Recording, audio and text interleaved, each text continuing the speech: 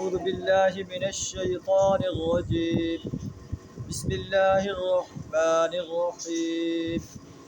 ألم تروا أن الله سخر لكم ما في السماوات وما في الأرض وأسبغ عليكم نعمه ظاهرة وباطنة ومن الناس من يجادل في الله بغير علم ولا هدى ولا كتاب منير.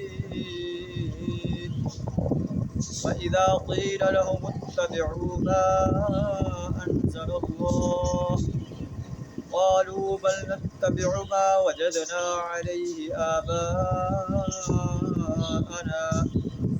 أولو كان الشيطان يدعوهم إلى عذاب السعير.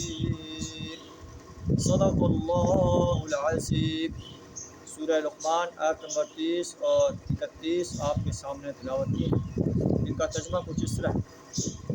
اللہ تعالیٰ اپنے نعمتوں کا اظہار فرما رہا ہے. کیا یہ لوگ دیکھتے نہیں ہیں ان اللہ سخر لکم ما فی السماوات و ما فی الارض، اللہ نے زمین و آسمان کی ساری چیزیں ان کے لیے مسخر کر دی. سب چیزیں انہیں نفع پہنچا رہی ہیں. آسمان کو دیکھو، زمین کو دیکھو. آسمان ان کے لیے چھت بنا دیا، زمین ان کے لیے فرش بنا دی.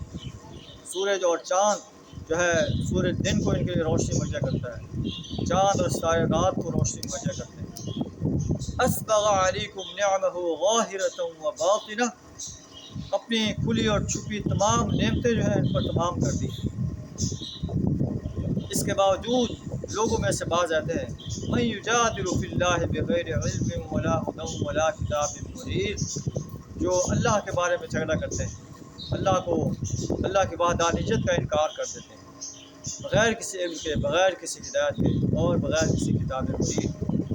جب انہیں کہا جاتا ہے اتبعوا ما انزل اللہ، اتباع کرو اس چیز کو جو اللہ نے نازل کیا ہے، وہ کہتے ہیں بل نتبع ما وجدنا علیہ آباءنا، ہم تو اس چیز کی اتباع کریں گے جس پر ہم نے اپنے آباء و اجداد کو پایا.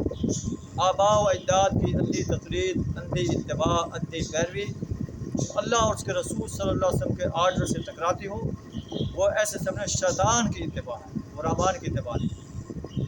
اولو کان الشیطان یدعوہم الی عذاب السعیر، کیا یہ انہی کی پیروی کریں گے خواہ شیطان ان کو بھڑکتی ہوئی آگ ہی کی طرف نہ بلاتا رہا. شیطان تو چاہتا ہے کہ لوگ میرے ساتھ آگ میں جلنے والے بن جائیں.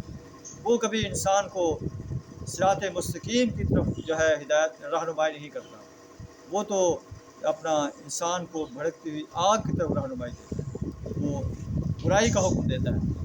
اور جو انسان شیطان کا پیرو بن جاتا ہے، اگرچہ وہ انسان کے آباء و اجداد ہی گمراہ ہوں، تو انسان کو چاہیے کہ آباء و اجداد کی اس اتباع سے باز آ جائے اور اللہ کے قرآن کی اتباع کرے، رسول اللہ صلی اللہ علیہ وسلم کے فرمان کی اتباع کرے.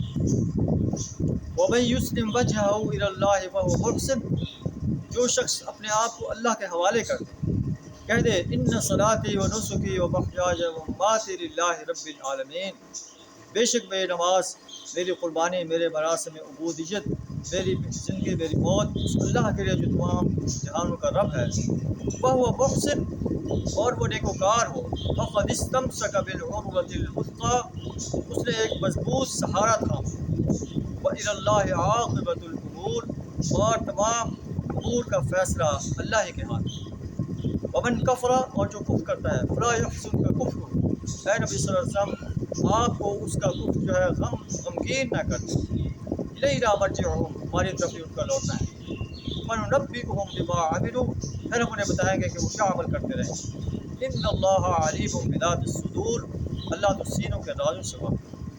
نُمَتِّعُهُمْ قَلِيلًا، ہم دنیا میں انہیں تھوڑا بہت عیش و آرام کرنے کا وقت دے رہے ہیں. ثُمَّ نَضْطَرُّهُمْ إِلَىٰ عَذَابٍ غَلِيظٍ، پھر ہم انہیں عذاب غلیظ کی طرف جو ہے مجبور کر دیں گے، انہیں جہنم کی آگ میں جلنا پڑے گا. اللہ صلی اللہ علیہ وسلم نے بہت سے انسانوں میں شامل فرمایا، مشرک، کافر، فاسق اور منافق انسانوں میں شامل ہونے سے اپنی پناہ عطا فرمائے. وآخر دعوانا الحمد للہ رب العالمین.